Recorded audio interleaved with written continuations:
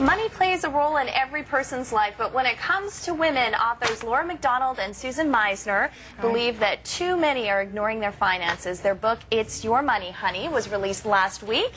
And today, Laura and Susan are joining us to talk about the relationship between women and money. Thank you for being here and talking about this important topic. First of all, what are your backgrounds? Well, I started in the financial services business when I was very young. I always knew that I wanted to be in that business. I always put a high value on financial independence, and I always was passionate about helping others achieve that. And so I worked in the business for a long time, and what I really noticed was there was not enough women coming through the door to talk about their money. Interesting. And now you have more of a marketing and communications background, right? Yeah, I've been a communications consultant to the financial services industry, but I don't have a financial background per se. And I was one of those women who's a smart, educated woman who's got everything under control except really taking the reins and learning about investing in the stock market and getting engaged.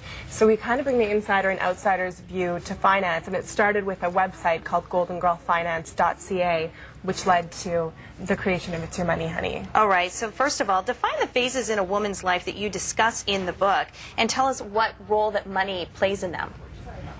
Well, I mean, we start in the book as women are coming out into the world and just graduating university, and then they're going to be buying their first home. We talk about relationships and money and children, and then we move into investing in the stock market, you know, starting your own business, which a lot of women are entrepreneurs, and then move into retirement. Now, you mentioned kids. How do kids change your financial outlook as a woman?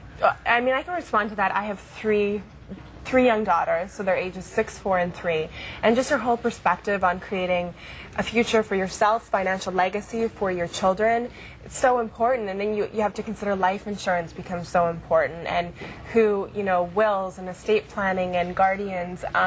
It really changes your whole outlook dramatically and makes it all the more relevant to plan for your financial future. And now, staying with kids here, most parents focus on saving for their kids' educations, and they often put their own retirement savings on the back burner. But in this book, you say that you shouldn't be doing that.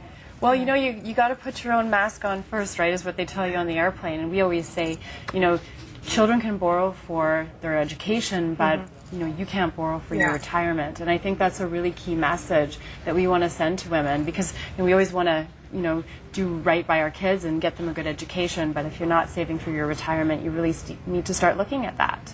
So now, another chapter in the book, you talk about discussing your finances with your honey. At what point in relationship, when it's serious and you're thinking about getting married, do you really start having that discussion? Right from the start. Well, really? That wouldn't scare him off? On the first date, I don't think you need to be talking about your credit card debt. But, debt's a big thing that a lot of couples don't discuss. And what we're finding is, even with regards to prenups, not all of us are bringing huge assets into a marriage that we need to protect, but a lot of people are bringing in a lot of debt. And you want to make sure you're looking into that, and maybe you should protect yourself from that. Something to consider. Or if you're living together and not getting married, have those, talk about it, put documents in place, plan ahead. And now you also talk about surrounding yourself with your own circle of financially savvy friends and professionals. Exactly. Explain that a little bit more. Well, we feel very strongly that women have to be in a position of financial strength, and it's been the foundation of what we've been doing at goldandgirlfinance.ca and in the book. We think every woman should have a financial advisor, a great tax advisor, a great insurance advisor, and surrounding herself with a team of professionals that can really look after her needs, so that if something in her life happens or she's just planning, she's in that position of strength. Now, we were talking during the break just how intimidating even the language of finances can be for a lot of people, not just women. But how do you break it down in the book so that women really understand it and don't feel afraid to really jump into this?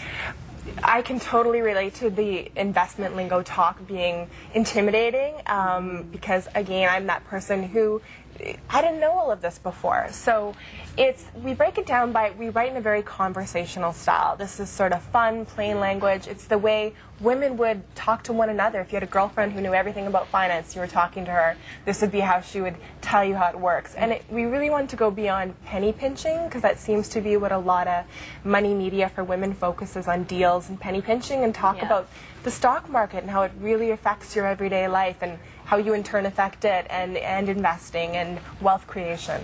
And now, so like, when should, as a parent, you start teaching financial lessons to your children, specifically moms to their daughters?